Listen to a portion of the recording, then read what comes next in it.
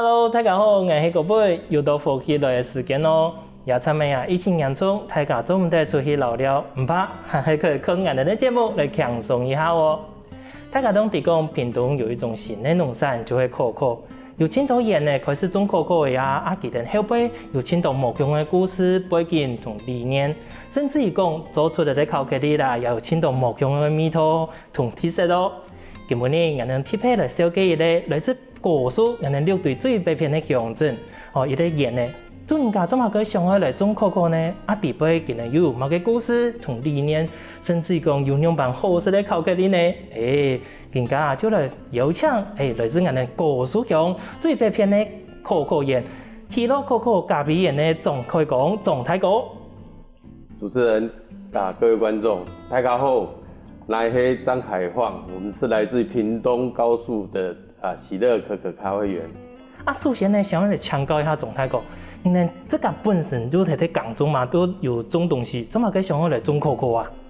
我们本身一开始不是务农因为我本身是澎湖人。那其实我高中毕业18岁我就进军校了，一直到50岁才从军里来退休这样子。那我太太呢，他们家本来是开相馆的，她虽然是在梅山，但是他们家开相馆，她本身她是从事那个美工设计的，他也不务农。那会种可可的原因，其实这也是因缘际会啊。因为一开始，因为我们本身的我跟我太太都是基督徒，那我太太又很对那个就是我们讲的那个罗马字啊、罗马拼音啊，非常的着迷。因为我们以前在教会有很多长辈他们都不识字。那他们开始从国外的传教士来传教，开始教就是从罗马拼音开始，跟我们讲罗马字、罗马文这样子。那他那个从那个音拼出来，那个讲出来的台语声音非常的好听。那我太太其实我也很着迷了，我太太更着迷，所以说她想说，有没有机会去从事这方面的一个学习那刚好那时候因为时空背景那几年的那个环境在我们的教育部也有在推广那个所谓我们的乡土语言，那时候有师资认证，所以说有台语的这个班的一个训练跟考证照。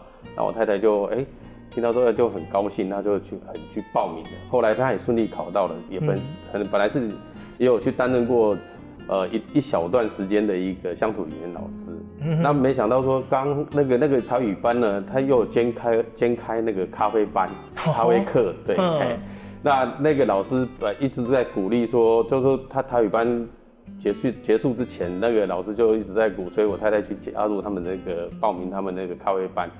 那我太太本身原来一开始很犹豫她讲说我对咖啡只要碰到就会心悸，就快死掉的那种人，怎么可能会去跟咖啡有什么连结？那后来老师一直鼓励她，后来我太太想说我本身我喜欢喝咖啡她其实她不能喝咖啡，但是她也很喜欢咖啡那个香气。所以我说好，那就半对半就好，那就去上那个班好了，支持一下。对，就上。那其实上完。到最后一堂课都一般来讲，我们那种课程都会就有所谓的户外教学，就去参观人家的那个咖啡园。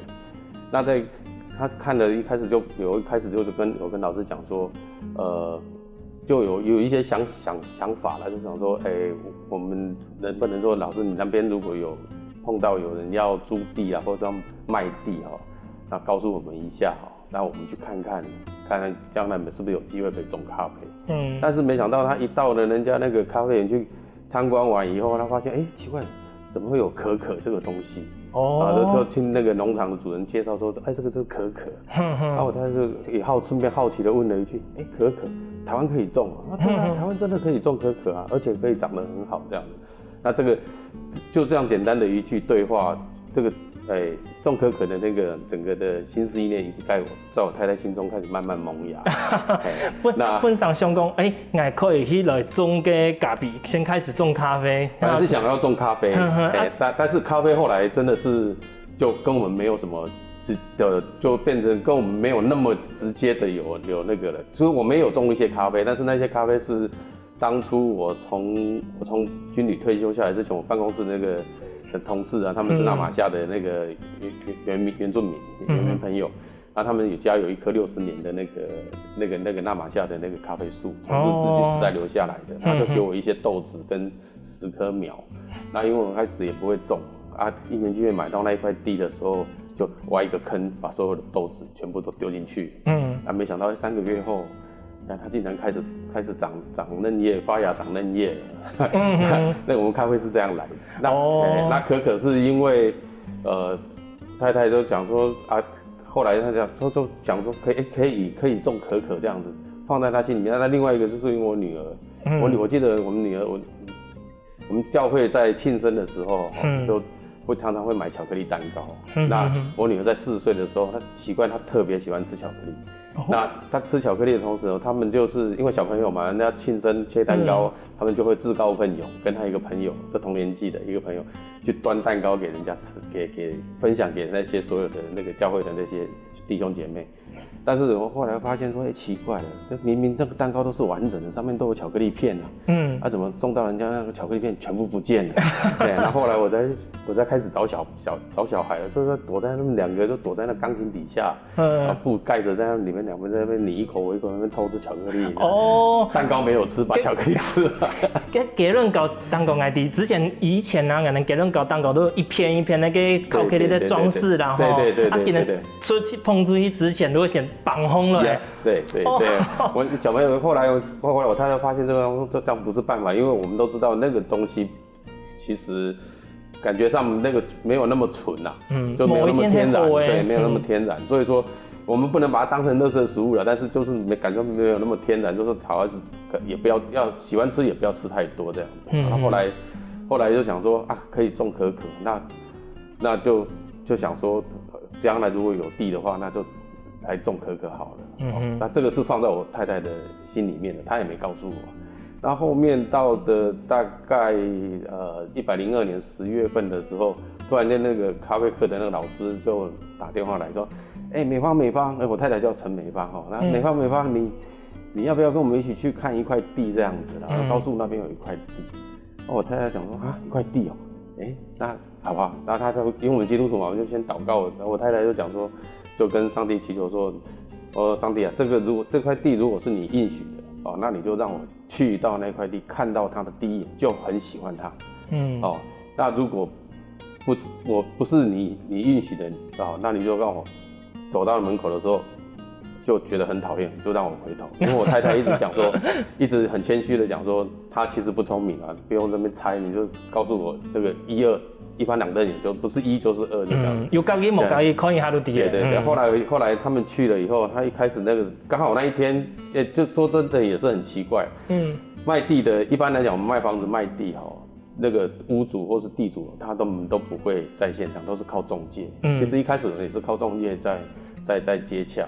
但是到那一天奇怪，那天去的时候，因为地主就住在里面，那他就很亲切接待我。那我们那时候我还没去，我太太去看了以后，他就很高兴，他说看花店怎么这么干净？虽然整片的槟榔园，但是槟榔树下这我们讲说不能讲说一尘不染，就是下面都没有杂草。这里呢就会倾向对他们那个夫妻2位那个之前的地主那夫妻真的很爱干净，那地面弄得干干净的，而且又养了鸡、鸭跟鹅。我看到真的很乡村，真的蛮好的。但我是后面去，就隔天再去的时候看到真的是太棒了这个地方。那就相谈甚欢，后来就想说好，决定就把那块地买下。就是我们地就这样买下来。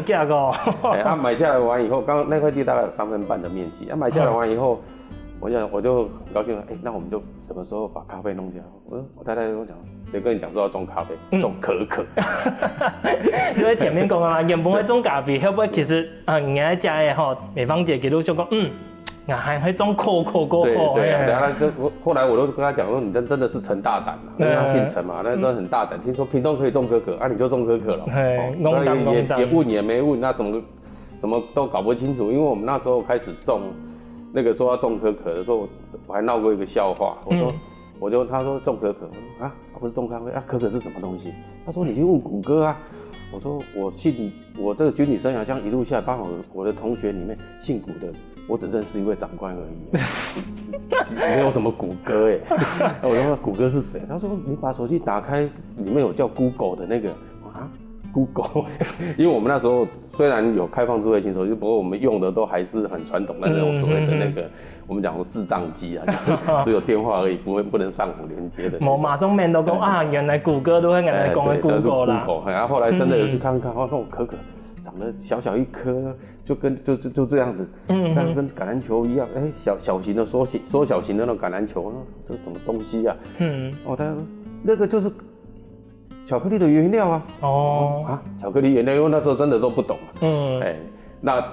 然后讲说好吧，那种就种吧，反正听不出大富贵啊，就买了一次，而且人家讲说那时候也没有思索，就朋友介绍说，那我们就种嫁接苗，那时候搞不清楚嫁接苗是什么东西，但是他讲，但是听到价格的就吓了一下，就吓一跳啊，嫁接苗一颗要500块。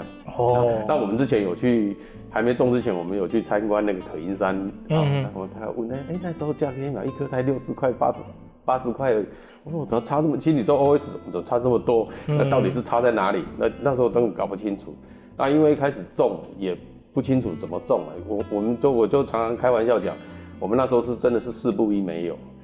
什么叫4不1没有？因为不知道、不清楚、不了解、不熟悉，那还加上没有长辈告知，可可不能种。对，因为102年、103年那时候，其实我们那周遭环境种可可的正在做一件很可怕的事情，叫做砍树，含着眼泪砍树。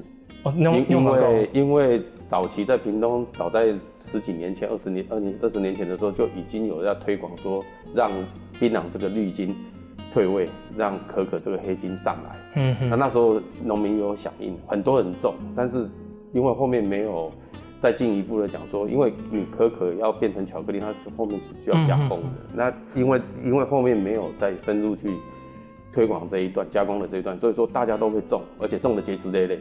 但是就是只看着它结实累累，但是不知道卖给谁也不知道怎么做。所以说都含着眼泪。把树砍掉，再种回来槟榔。那其实我们因为我们没有长辈告知，是因为真的也不知道人家外面是在砍树，就我们2个还很高兴的用喜乐的心在那边种树。顿感无功用。我们是这样子，那因为都不是务农的，所以说在种的过程中，就把它当成是在养猪。我们朋友有一次，我们朋友到我们园子来讲的说，凯旺，你们这个是怎么照顾的？肥料怎么撒？我说2个礼拜易肥，2个礼拜力肥啊。因为我们一开始是就是崇尚有机，就本身说就是要告诉说这个要做健康的。观众朋友，谈到这边，后面感觉其实无经验来做农业，也无按困难种咗。不过后边还有更多精彩也係神奇嘅故事，繼續要等同大家分享哦。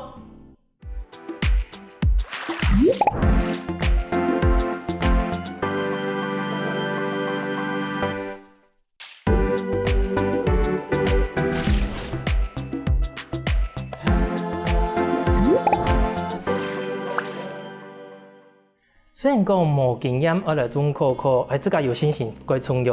不过真是要照顾的时间，要样板呢，继续来请教钟大哥咯。钟大哥，前面有讲到，你这个无经验来种一个可可，其实真是要来讲，要样板种，能样板去克服一个无经验的困难其实这一段种有机，其实对我们讲说。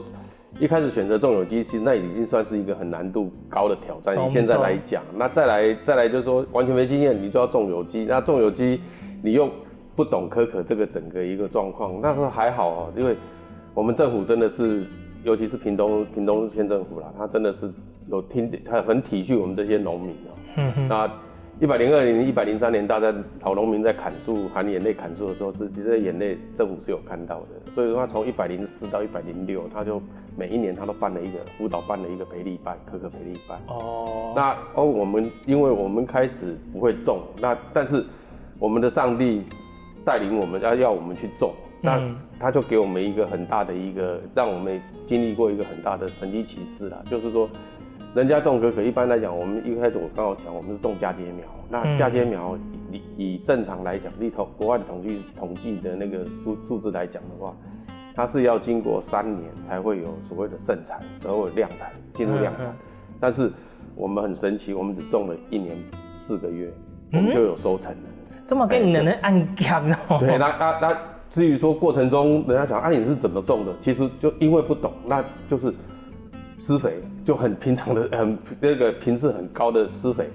那就这样啊，刚好我高速这边它是一个它那个气候是得天独厚啦，就是它那个年降雨量刚好是可可很需要的一个很适合可可一个生产的一个环境，所以说而且很奇怪，到现在都还是这样子。假如说我想要浇水的时候，就突然间下午大概2-3点就会乌云密布，开始雷电交加。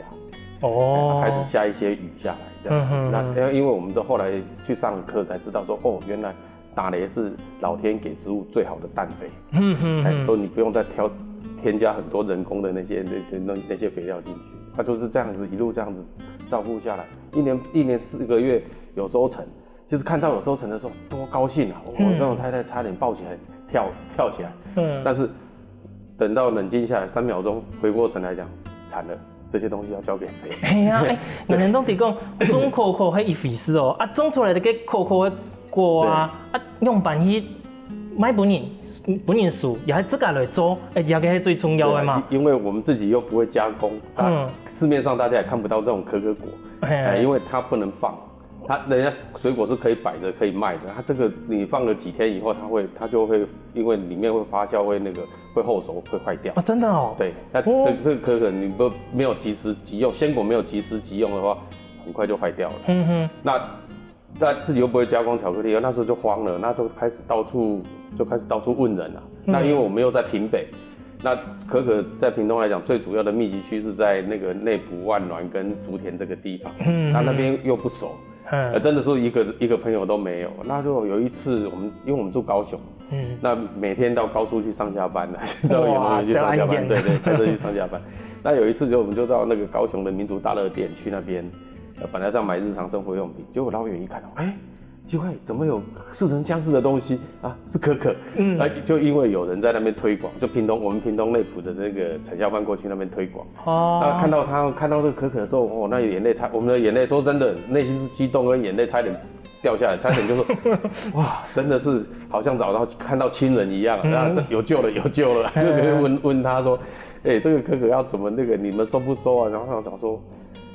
大家都结石累累，因为刚好在产季的时候，大家都结石累累，那就变成而且我们又是，他就问我说你们是种几年？我说我们这个才1年多，第2年还快进入第2年，因为一般来讲务农大家都知道，果树你第2年内它那个等于说还是不是很稳定的一个状况，在结果量，对，品质不太稳定而且他又是产销班班长，他们一个人要照顾20几甲，就是20几公顷的一个果园的面积，所以说，那他说他们也满了，就是量也满了，包括我们又或者他很婉转跟我讲说，他们实在没有办法但是我不是去一趟而已，我是连3天都去那边拜托他，还有包括我们有一些朋友刚刚一起种的一些朋友一起去拜托他，他对他勉为其难讲，好啊，我帮你打电话问问看那个县政府那边那个105年的培力班还有没有位置他就打了以后说还有，到时候我们会帮你报名了，到时候你记得去屏科大上课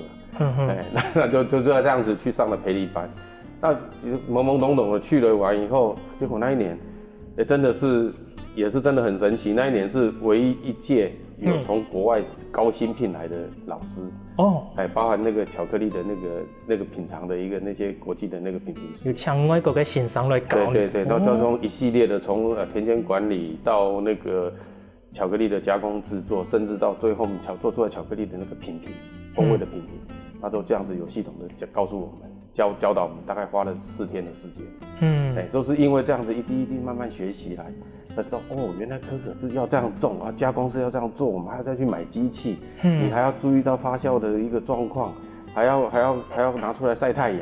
我这一开始根本都搞不清楚，而且也不是说上了课就很厉害，上了课自己去尝试完以后。奇怪，怎么跟老师讲的还都有落差？都一桶一桶的那个豆子就这样倒掉，我倒了好多。哇，你讲到鸦片总太讲，你看条到鱼唔伫啊，个情形之下，唔能有去上课的嘛？老师又教，又讲又记起，又用办的成本。唔可能得头又讲，都会按都会挑的，失败了这么多次。是，唔同人家讲美芳姐用公婆啦，到后什么都鸦片的时间，又想过讲早知道。按麻烦给俺们有放弃的念头吗？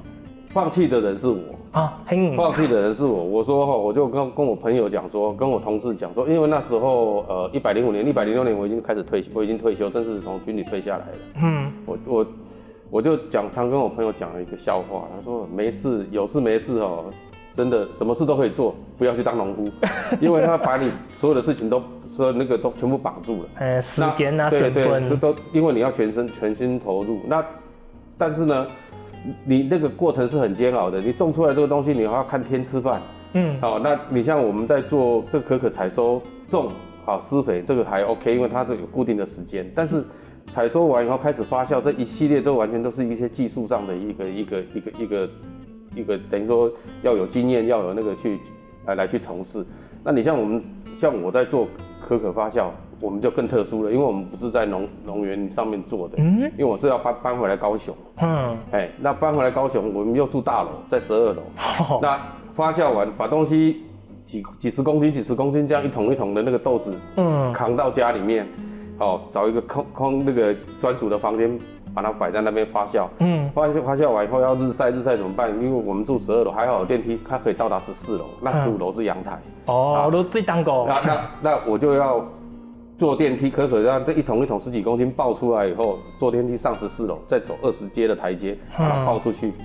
那在晒太阳的过程中，如果说一下子这边又要下雨，看天，我就要观星望月，看看天候啊，开始要看看今天到底会不会下雨，降雨几率几%。请讲公给弄也不敢乱跑，对，因为我太太不敢，之所以不愿意放弃的原因，是因为地是她要买的，可可是她要种的，所以她不能先说要放弃。对。总太哥，通安尼分享啊，你这个在发酵发酵的时候，迄哪些材料给片嘛啊？不过发酵的时间，唔系会有给米稀吗？你们隔壁邻居会唔会同讲？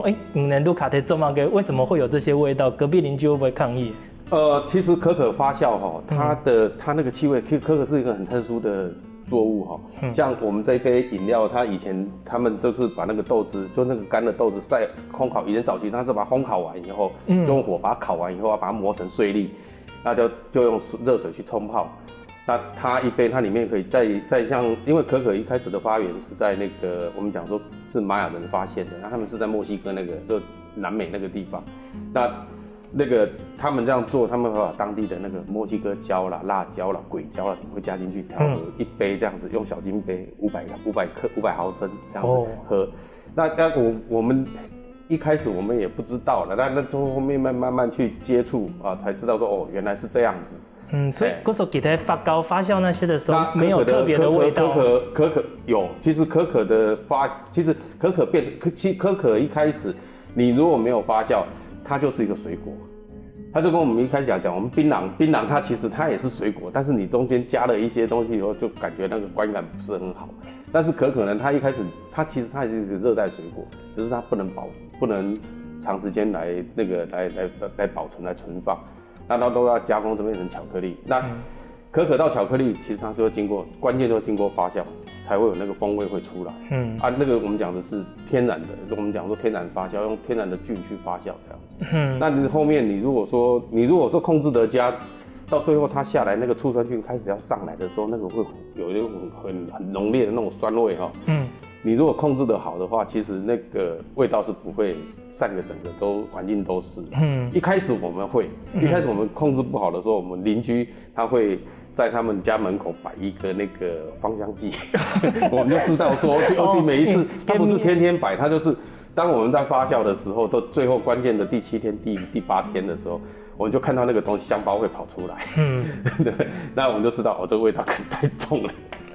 但是他们没有讲了。那后来到现在我们在做，就再也没有这个动作了，因为控制得宜，就我们这个味道我们自己都可以接受的话，别人应该就可以接受。按你来讲，就係好似咪嘅技術有提高有進步嘅，嘅連曬都冇同人抗議嘛是的。哇，觀眾朋友辛苦種出來嘅東西啊，行喺講，認真來做出無共嘅產品，真係重要嘅喲。頭頭有談到總太哥有講，今日還有得獎呢，還有乜嘅精彩故事，也係精彩發通呢？休息一下，繼續總太哥來小記哦。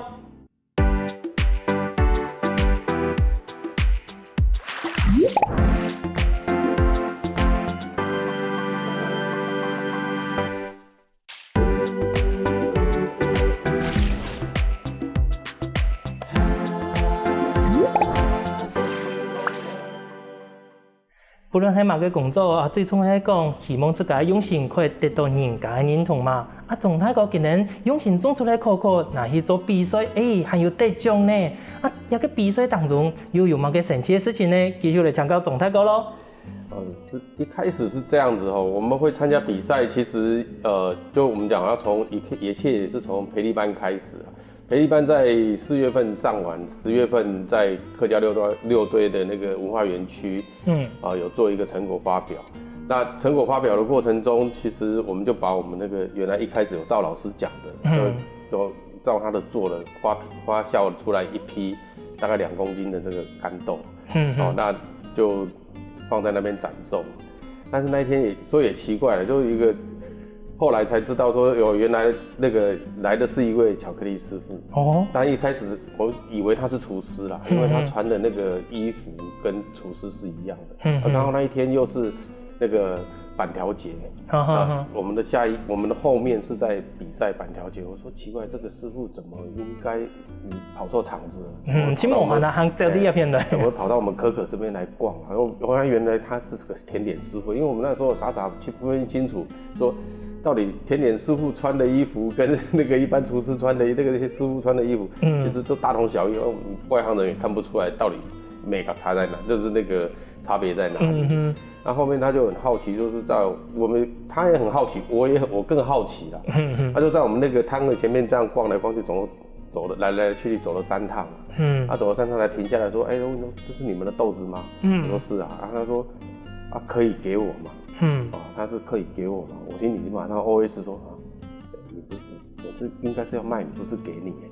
那后来想一想说，好吧，反正自己种的、自己弄的，再做就有了啦。然后给你就给你了。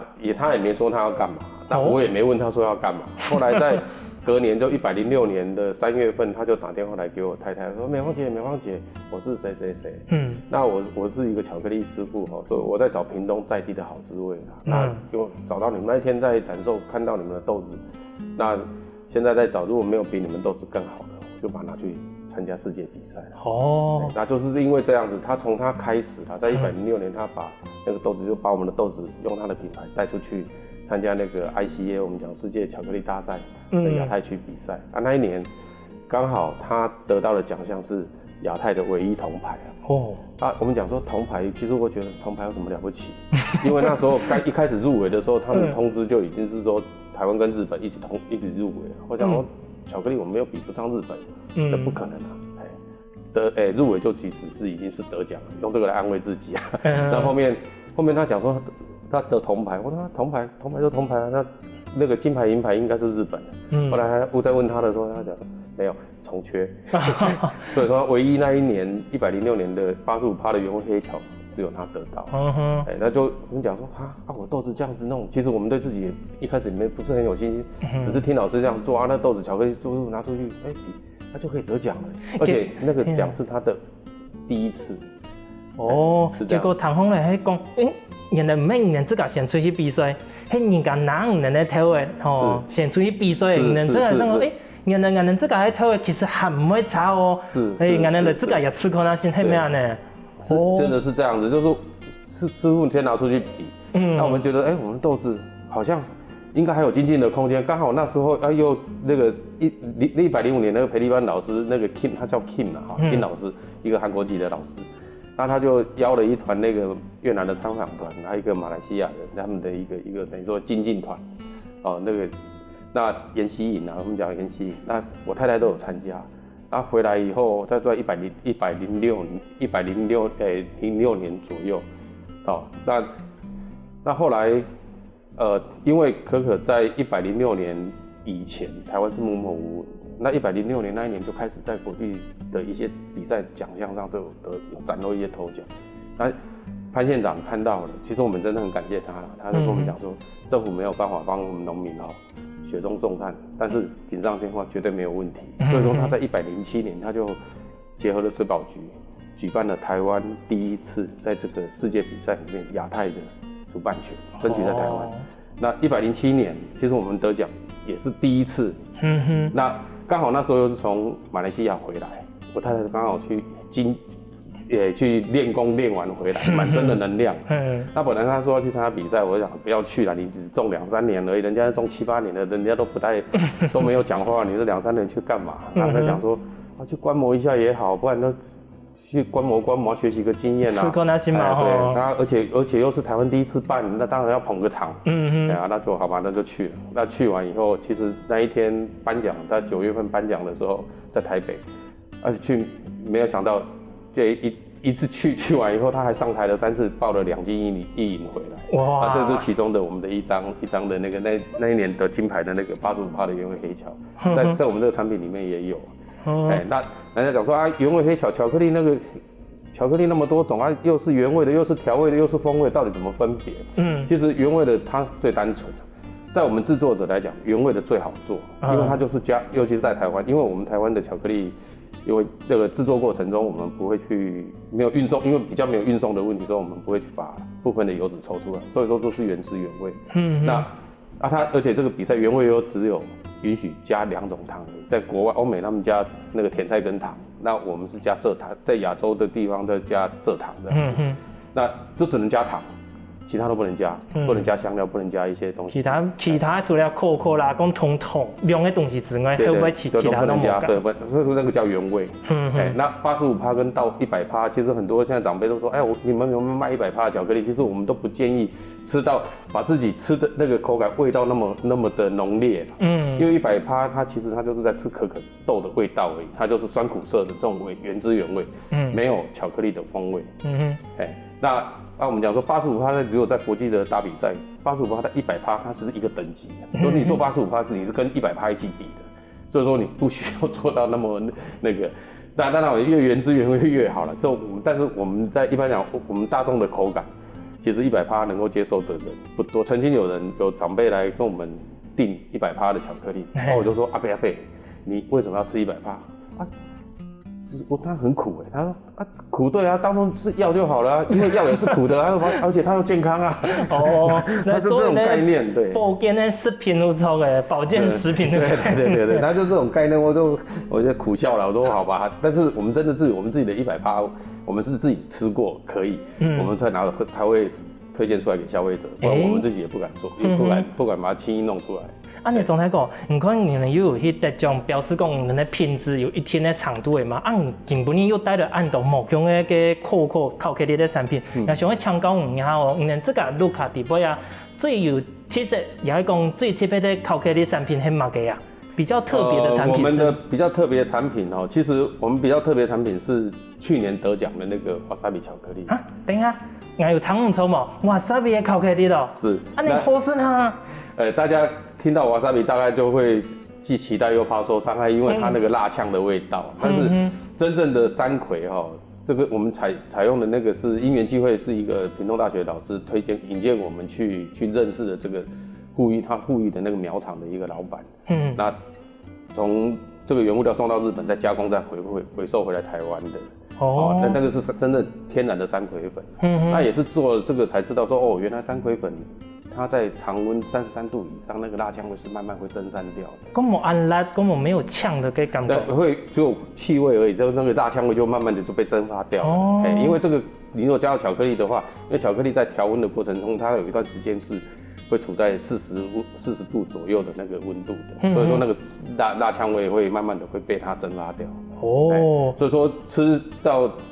这个产品其实大家可以试试看，其实而且它又加了一些海盐吃起来那个味道，口感会让你有一个很惊艳的感觉，会颠覆到你的想象。就是我们如果以台湾的消费者，他们吃到大家的眼睛都会想到怎么会这样子？那像如果日本的朋友来，他知道。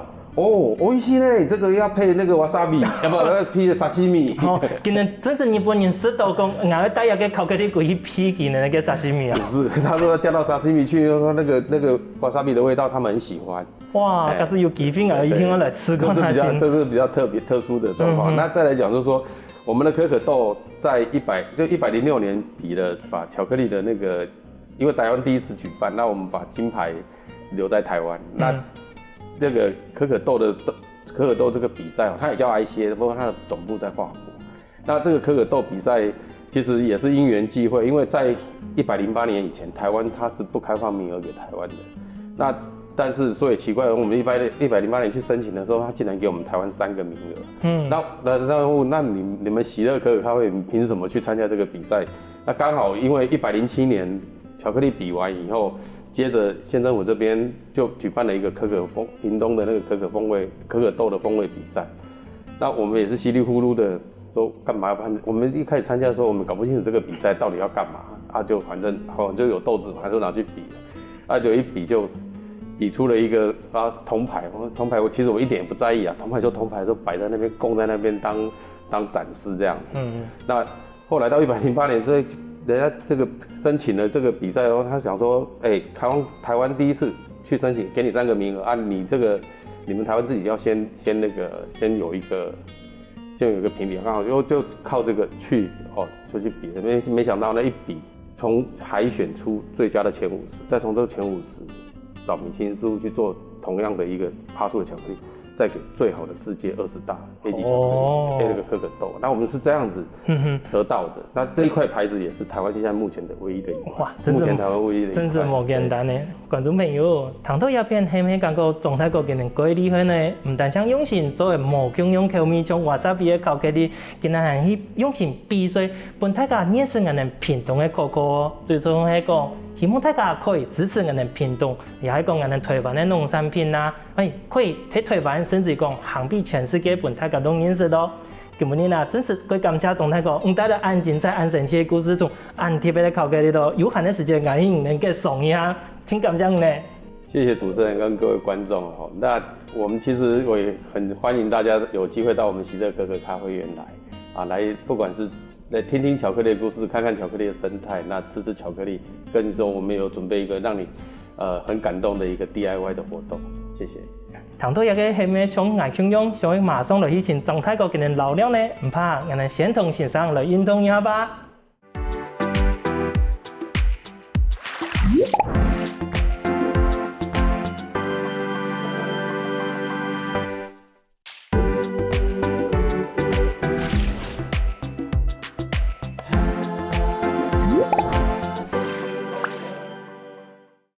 各位觀眾朋友，大家好！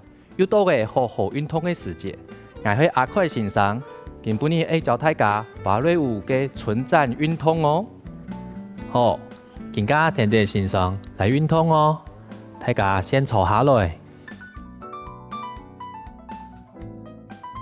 兩隻腳側側，腳板肩肩，兩隻手並順後。要開始咯，來，1，打開，2，打開，3，打開，4。打開兩隻手高，打開腳向左邊打開來，好，1、2、3、4、1、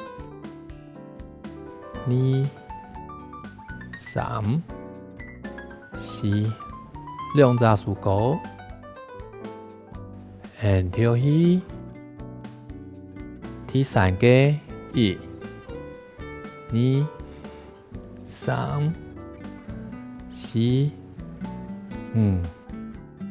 跳起，1、2、3、4，打開，向下去。過來，1、2、3，向前，停頓一下，起來，打開，數，1、2、3、向前，停一下 ，and 放落 ，and 3，第3摆1，5，转向前。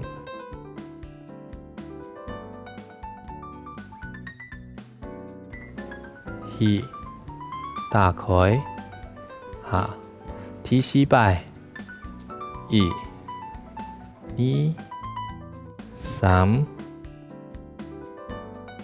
停一下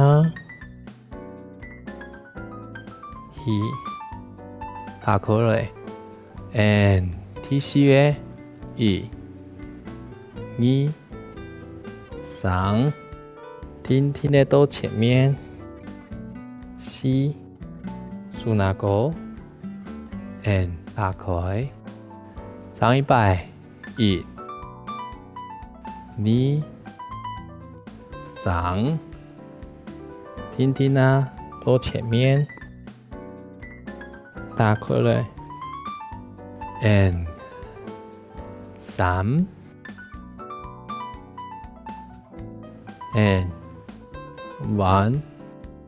向前面，数那个，打开 ，and 1、2、1，向前面，数那个，打开 ，and 3、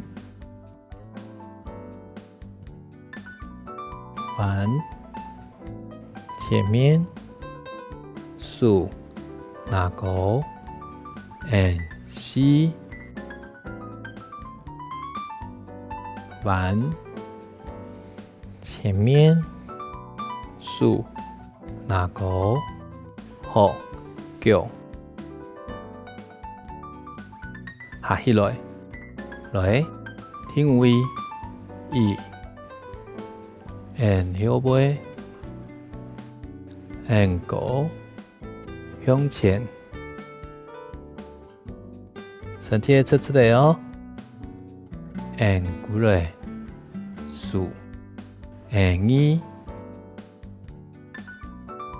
后背5，向前，直直的哦。and 打开，下来 and 3。后背5，向前 ，and 过来 ，and 4，后背5，向前 ，and 过来，脚顺子脚板脚起来，数那个。停的向前，到底领到个脚趾毛，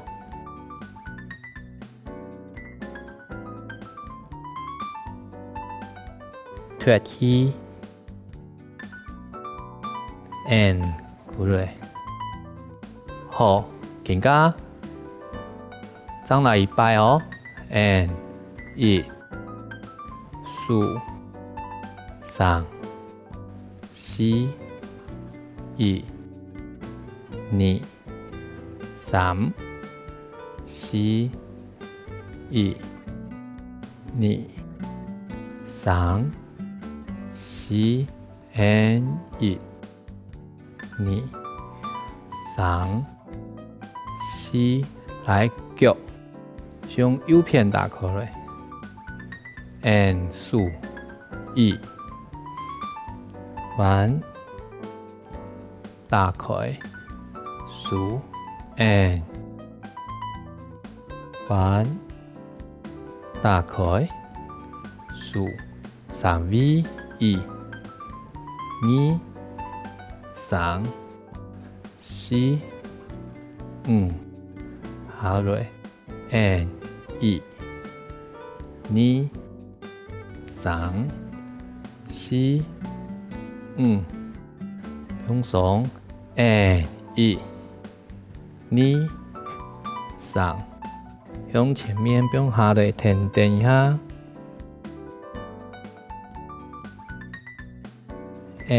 放起来，转，打开来，再一摆，1、2、3，向前，停顿一下。2、打开来，4、3。向前 ，2、打开来，水面提示摆 ，2、转向前 ，2、转打开，4过来哦，1、2、1。向前面听听呢，数哪个打开来，过来1、2、3，从前面数哪个打开来，3、2、3、4，数哪个打开来。第4摆，1、2、3、4，两只手，5打开来，好，水面两只脚下放来，4、1、5向前，5眼神深出，9。4下去下放来向前4下来第3摆4高向前4眼神向前面伸出9第4摆4下高向前高打开唇齿两只脚唇齿竖下高向前跳起1、2、3、4、5、6、7、8、9、10，不用上跳起。好，我哋起风来，天天欣赏做水面的动作哦，来做数，用右数，两只数。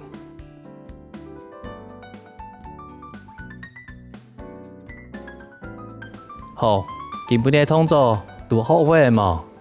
记得每天天天欣赏运动一下，也给身体同精神，就会变加更好哦。